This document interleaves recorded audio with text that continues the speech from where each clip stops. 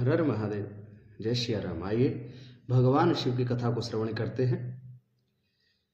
भगवान सदाशिव ने केतकी पुष्प को भी वरदान दिया।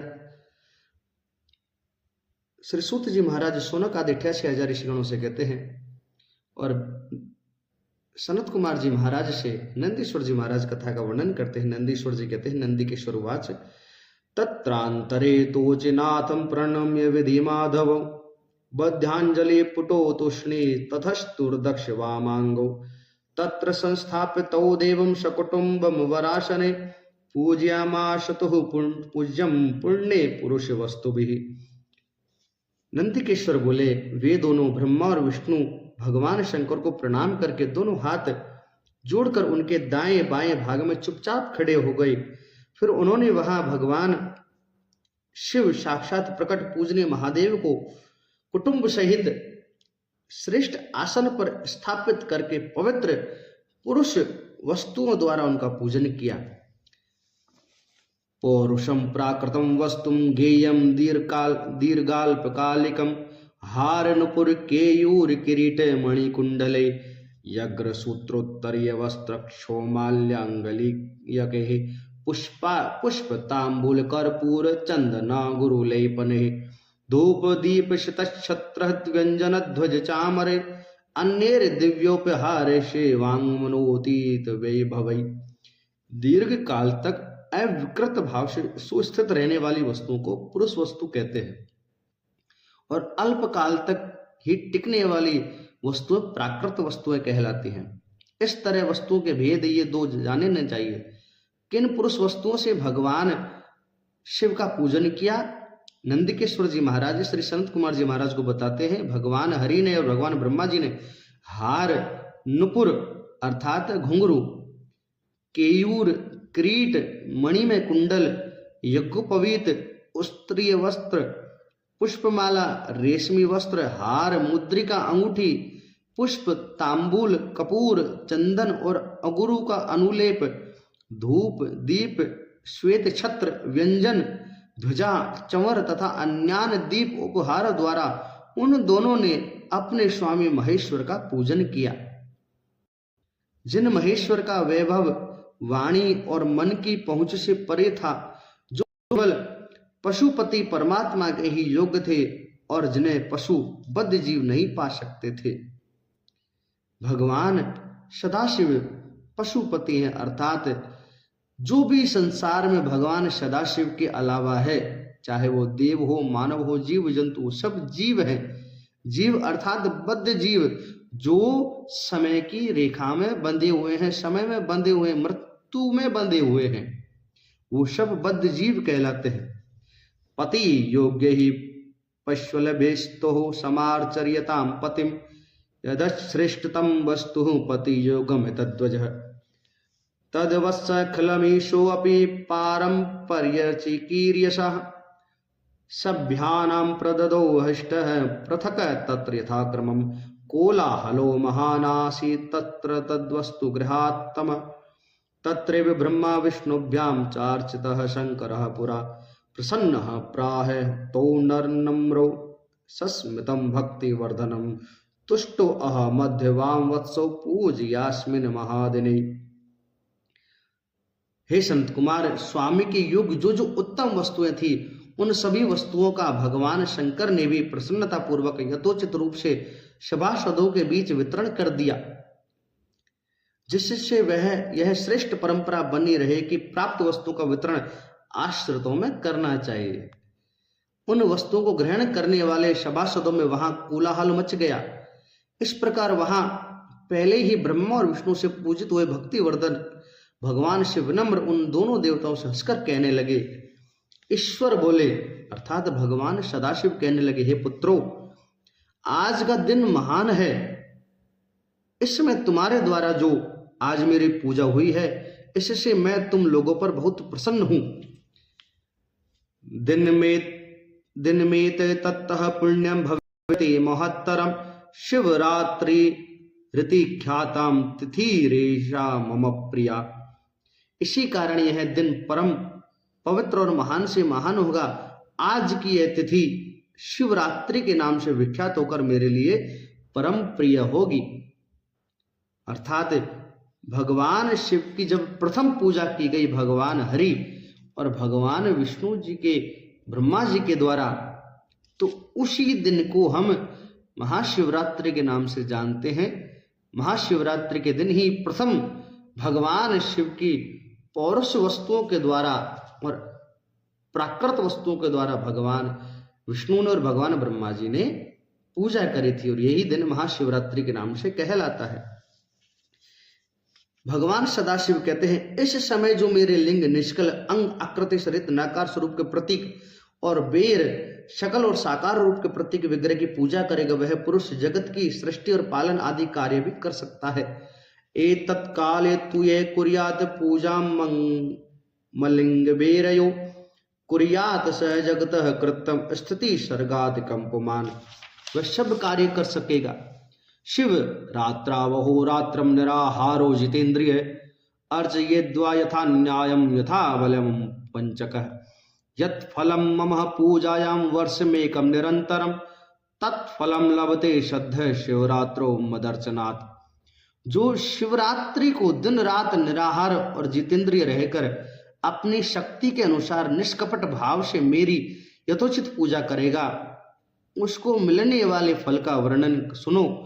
1 वर्ष तक निरंतर मेरी पूजा करने पर जो फल प्राप्त होता है, मिलता है, वह सारा फल केवल महाशिवरात्रि को मेरा पूजन करने से मनुष्य तत्काल प्राप्त कर लेता है। भगवान शिव की पूजा महाशिवरात्रि के दिन में भी होती है और रात्रि के चारों प्रहरों में भी होती है। निराहार और जितेंद्रिय, आहार नहीं करना है, निराहार रहकर जितेंद्रिय रहकर जो शिव की पूजा करता है, उसे 1 वर्ष की पूजा का फल 1 दिन की पूजा में प्राप्त हो जाता है। मद धर्म वृद्धि कालोक्यम चंद्रकाल एवं बुद्धि प्रतिष्ठाम दुत्सवो तच्चत्र माम को मंगलायन। जैसे पूर्ण चंद्रमा का उदय समुद्र की वृद्धि का अवसर है, उसी प्रकार यह शिवरात्रि तिथि मेरे धर्म की वृद्धि का समय है। इस तिथि में मेरी स्थापना आदि का मंगल में उत्सव होना चाहिए। यत् पुनः स्तंभ रूपेण स्वाविराशमहं पुरा शैकाले कालो मार्गशीर्षे तु शाद्राश्रषभ भकौ आद्राया मार्गशीर्षे तु यह पश्येन मामुषा माशखम मद्वीरमपि वा लिंगम शैगुहादपि मे प्रिय। ये वस्तु पहले में जब ज्योतिर्मय स्तंभ रूप से प्रकट हुआ था, उस समय मार्गशीर्ष मास में आद्रा नक्षत्र था। अतः जो पुरुष मार्गशीर्ष मास में आद्रा नक्षत्र होने पर मुझे उमापति का दर्शन करता है अथवा मेरी मूर्ति या लिंग की ही झांकी का दर्शन करता है, वह मेरे लिए कार्तिकेय से भी अधिक प्रिय है। अलम दर्शन मात्रेण फलम तस्मिन् दिने शुभे अभ्यर्चनम चेदिकम फलम वाचाम गोचरम। उस शुभ दिन मेरे दर्शन मात्र से पूरा फल प्राप्त होता है। यदि दर्शन के साथ साथ मेरा पूजन भी किया जाए तो उसका अधिक फल प्राप्त होता है, जिसका वाणी द्वारा वर्णन नहीं हो सकता है। रणरंगतलेश अमुष्मिनम यदहम लिंग वर्ष्मणा जृंभितो लिंग वतस्मा लिंग स्थान मिदम भवेत अनादंत मिदम स्तंभम मणु मात्र भविष्यति दर्शनार्थ ही जगताम पूजनार्थ ही पुत्रकौ। इस रणभूमि में लिंग रूप से प्रकट होकर बहुत बड़ा हो गया था, अतः उस लिंग के कारण यह भूतल लिंग स्थान के नाम से प्रसिद्ध हुआ। हे पुत्रों, जगत के लोग इसका दर्शन और पूजन कर सके, इसलिए यह अनादि और अनंत ज्योतिर्स्तंभ अत्यंत छोटा हो जाएगा। यह लिंग सब प्रकार के भोगों को सुलभ कराने वाला और भोग तथा मोक्ष का एकमात्र साधन होगा। भोगा वह मदम लिंगम भुक्ति मुक्ति एक साधनम दर्शन स्पर्शन ध्यान जंतुनाम जन्म मोचनम। इसका दर्शन स्पर्श और ध्यान प्राणियों का जन्म और मृत्यु से छुटकारा दिलाने वाला होगा। अनिलाचल संकाशम यदिदम लिंग मुस्तिथम अरुणाचल मित्येव तदिदम ख्याति मेष्यति। अग्नि के पहाड़ जैसा जो यह शिवलिंग यहाँ प्रकट हुआ है, इसके कारण यह स्थान अरुणाचल नाम से प्रसिद्ध होगा। अत्र तीर्थ न चय बहुधा भविष्यति महत्तरम मुक्तिर्यत मुक्तिर्पितर जंतूनाम वासरणेन च। यहाँ अनेक प्रकार के बड़े बड़े तीर्थ प्रकट, इस स्थान में जो भी आकर के मृत्यु को प्राप्त होगा, मरेगा, उस जीव को मोक्ष प्राप्त होगा। रथोत्सवादि कल्याणम जनावासम तु सर्वतः अत्र दत्तम हुतम जप्तम सर्वकोटि गुणम भवेत। रथोत्सवादि के आयोजन से यहाँ सर्वत्र अनेक लोग कल्याणकारी रूप से निवास करेंगे। इस स्थान पर किया गया दान, हवन और जप, यह सब करोड़ गुणा फल देने वाला होगा। मत क्षेत्रादपि सर्वस्मात् क्षेत्र में तन्महत्तरम अत्र संस्मृति मात्रेण मुक्तिर्भवति देहिनाम तस्मान् महत्तरम दम क्षेत्र मत्यंत शोभनम सर्व कल्याणम संपूर्णम सर्व मुक्तिकरम शुभम। अर्चयित्वात्र मावेवे लिंगे लिंगनमीश्वरम शालोक्यम चैव सामीप्यम सारूप्यम सृष्टिरेव च सायुज्यमिति पंचेति क्रियादीनां फलं मतम सर्वे अपि यूयं सकलम प्राप्स्य यथाशु मनोरथम। इस लिंग में और मुझ लिंगेश्वर की अर्चना करके मनुष्य शालोक्य, सामीप्य, सारूप, सृष्टि और सायुज्य, इन पांचों प्रकार की मुक्ति का अधिकार प्राप्त कर लेगा। आप लोगों को भी शीघ्र ही सभी मनोवांछित फल प्राप्त होंगे। भगवान शिव का जो शिवलिंग है, भगवान शिव का स्वरूप है निर्गुण स्वरूप, और सगुण स्वरूप भगवान शिव का जो वीर स्वरूप है, वो भगवान शिव लिंग के ईश्वर है। इस लिंग में और मुझ लिंगेश्वर में, अर्थात भगवान सदाशिव स्वयं कहते हैं भगवान हरि से, हे हरि, ये जो मेरा लिंग स्वरूप, मेरा जो ज्योतिर्स्तंभ है, इसमें और मुझ में अर्थात मुझ लिंगेश्वर में जो पूजा करेगा, जो इस भाव से मेरी पूजा करेगा, वो पांचों प्रकार की मुक्ति प्राप्त करेगा। नंदिकेश्वर उवाच तनुगृहा भगवान विनीतो विधि माधवो यत्पूर्वं प्रथम युद्धे ततौ सैन्यं परस्परम यदुत्थाप्यदर्थ स्वशक्त्यामृतधारया तयोर्मोढ्यं च वैरं च व्यपनेतुमुवाच तौ सकलं निष्कलं चेति स्वरूपद्वयमस्ति मे नान्यस्त कस्यचित् स्मादन्य सर्वोऽप्यनीश्वरः पुरस्मात् स्तंभ रूपेण पश्चाद रूपेण चार्भकौ ब्रह्मत्वं निष्कलं प्रोक्तं मिश्रत्वं सकलं तथा द्वयं ममेव संसिद्धं नेमदन्यस्य कस्यचित् तस्मादिशत्वमन्येषां युवयोरपि न क्वचित्। भगवान सदाशिव कहते हैं, नंदीश्वर जी महाराज सनत कुमार जी महाराज से कहते हैं, इस प्रकार विनम्र ब्रह्मा तथा विष्णु पर अनुग्रह करके भगवान शंकर ने उनके जो सैन्य दल परस्पर युद्ध में मारे गए थे, उन्हें अपनी अमृत वर्षणी शक्ति से जीवित कर दिया। उन दोनों ब्रह्मा और विष्णु की मूढ़ता और पारस्परिक वैर को मिटाने के लिए भगवान शंकर उन दोनों से कहने लगे, मेरे दो स्वरूप हैं, सकल और निष्कल, दूसरे किसी के ऐसे रूप नहीं है, अतः मेरे अतिरिक्त अन्य सब अनीश्वर हैं, केवल मैं ही ईश्वर हूं। ऐसा भगवान सदाशिव, भगवान ब्रह्मा जी और भगवान विष्णु से कहते हैं।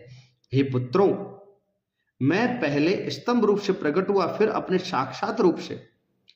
मैं पहले निर्गुण स्वरूप से प्रकट हुआ, फिर सगुण स्वरूप से। ब्रह्म भाव मेरा निष्कल रूप और महेश्वर भाव सकल रूप है। ये दोनों मेरे ही सिद्ध रूप हैं, मेरे अतिरिक्त किसी दूसरे के नहीं है। इस कारण तुम दोनों का तथा अन्य किसी का भी ईश्वरत्व कभी नहीं है। केवल मैं ही ईश्वरत्व को प्राप्त किया हूं, केवल मैं ही ईश्वर हूं। मैं ही सकल और निष्कल दोनों स्वरूप में पूजा जाता हूं, दूसरा कोई नहीं। तदज्ञानेन वामृतम मीशन्मान महाद्भुतम तन्निराकार कर्तुम त्रैव मुत्थितो अयम रणक्षतौ अज्ञान के कारण तुम दोनों को जो यह ईशत्व का आश्चर्यजनक अभिमान उत्पन्न हो गया था, उसे दूर करने के लिए मैं इस रणभूमि में प्रकट हुआ हूं। तजतम मानमात्मीयम मयि से कुरुतम मतिम मत प्रसादेन लोकेषु सर्वो अप्यर्थ प्रकाशते। गुरु व्यक्तिर्थ व्यंजकम तत्र प्रमाणम वा पुनः पुनः ब्रह्मा तत्वमिदं गूढ़म भवत प्रीत्या भवान्यम। उस अपने अभिमान को छोड़ दो और मुझ परमेश्वर में अपनी बुद्धि स्थिर करो। मेरे अनुग्रह से ही तुम सभी लोकों में सब कुछ प्रकाशित होगा। इस गूढ़ ब्रह्मत्व को तुम्हारे प्रति प्रेम होने के कारण ही मैं बता रहा हूं। तुम दोनों मुझे अत्यंत प्रिय हो, इसी कारण से मैं तुम्हारे प्रति अपना ज्ञान कह रहा हूं। अहमेव परम ब्रह्मा मत स्वरूपम कलाकलम ब्रह्मात्वादीश्वरम चाहम कृतम मे अनुग्रहादिकम। ब्रह्मत्वाद ब्रह्मणं वाच्य ब्रह्मं ब्रह्म केशवो समत्वाद्वयापकत्वाच तथैवात्महंभर्गो मर्भको। मैं ही पर ब्रह्मा हूं। कल और अकल, कल अर्थात सगुण, अकल अर्थात निर्गुण, ये दोनों मेरे ही रूप है। मेरा स्वरूप ब्रह्म रूप होने के कारण मैं ईश्वर भी हूं। जीवों पर अनुग्रह आदि करना मेरा कार्य है। हे ब्रह्मा और हे केशव, सबसे बृहद और जगत की वृद्धि करने वाला होने के कारण मैं ब्रह्मा हूं। हे पुत्रों, सर्वत्र समरूप से स्थित और व्यापक होने से ही मैं ही सबका आत्मा हूं। अर्थात भगवान शिव कहते हैं, मैं ही सब जगह विद्यमान होने के कारण सबका आत्मा मैं ही हूं। अनात्मान है परे सर्वे जीवा एवं संशय अनुग्रहादम सर्गांतम जगत कृतम जय पंचकम। अन्य सभी जीव अनात्म रूप है, इसमें संदेह नहीं है। सर्ग से लेकर अनुग्रह तक आत्मा ईश्वर से भिन्न जो जगत संबंधी पांच कृत्य है वे सदा मेरे ही हैं। ईशत्वादेव में नित्यम न मदन्यस्य कश्चित आदो ब्रह्माद बुद्ध्यर्थ निष्कलम लिंग मुतिस्थम तस्माद्ज्ञातमीशत्वं व्यक्तम दोद्यितुम हि वाम शकलो अहमतो जातः साक्षादिशस्तु तत्क्षणात्। पहले मेरी ब्रह्म रूपता का बोध कराने के लिए निष्कल लिंग प्रकट हुआ था और फिर तुम दोनों को अज्ञात ईशत्व का स्पष्ट साक्षात कराने के लिए मैं साक्षात जगदीश्वर ही सकल रूप से तत्काल प्रकट हो गया हूं। मैं ही निर्गुण हूं, मैं ही सगुण हूं, मैं ही सकल हूं, मैं ही अकल हूं। सकलत्व मतो गेयम ईशत्वम मयि सत्वरम यदिदम निष्फलम निष्कलम स्तंभम मम ब्रह्मत्व बोधकम लिंग लिंग लक्षण युक्तम वान मम लिंग वभेदिदम तदिदम नित्यमभ्यर्च युवाभ्यामत्र पुत्रको मदात्मकमिदं नित्यं मम सान्निध्य कारणं महत् पूज्यमिदं नित्यं भेदालिंग लिंगिनौ। हे पुत्रों, लिंग लक्षण युक्त होने के कारण यह मेरा ही लिंग है। अर्थात मेरे चिन्ह होने के कारण ये जो शिवलिंग, ये जो अग्निस्तंभ प्रकट हुआ है, ये मेरा लिंग है, अर्थात स्वयं मैं ही हूं। तुम दोनों को प्रतिदिन यहां रहकर इसका पूजन करना चाहिए। यह मेरा ही स्वरूप है और मेरे सामीप्य की प्राप्ति कराने वाला है। लिंग और लिंगी में नित्य अभेद होने के कारण मेरे इस लिंग का महान पुरुषों को भी पूजन करना चाहिए। लिंग और लिंगी, लिंग अर्थात स्वामी का निर्गुण स्वरूप और उन्हीं का बोधक है लिंगी, अर्थात जो ईश्वर है वो है लिंगी और लिंग है उनका प्रतीक। यह लिंग और लिंगी का स्वरूप है। यत्र प्रतिष्ठितम येन मदीयम लिंगमीश्वरम तत्र प्रतिष्ठितम सो अयम प्रतिष्ठो अपि वत्सको मत साम्यमेक लिंगस्य स्थापने फलमीरितम द्वितीय स्थापिते लिंगे मदैक्यम फलमेव हि लिंगम प्रधान्यतः स्थाप्यम तथा वेरम तु गौणकम लिंग भावेन तक्षेत्रम सवेरम अपि सर्वत्र। मेरे एक लिंग की स्थापना कराने का फल मेरी समानता की प्राप्ति बताया गया है। एक के बाद दूसरे शिवलिंग की स्थापना कर दी गई, तब फल रूप में मेरे साथ एकत्व रूप फल प्राप्त होता है। प्रधानतया शिवलिंग की स्थापना करनी चाहिए। मूर्ति की स्थापना उसकी अपेक्षा गौण है। शिवलिंग के अभाव में सब ओर से मूर्ति युक्त होने पर भी वह स्थान क्षेत्र नहीं कहलाता है। अर्थात जब तक शिवलिंग की स्थापना नहीं हो जाती तब तक मंदिर अधूरा है, चाहे वह घर का हो, चाहे वह क्षेत्र का हो, चाहे तीर्थ का हो। जब तक मंदिर में शिवलिंग की स्थापना नहीं होती वह क्षेत्र नहीं जाता है, चाहे वो कोई भी देवी का स्थान क्यों ना हो। बोले शंकर भगवान की जय हो। हर हर महादेव।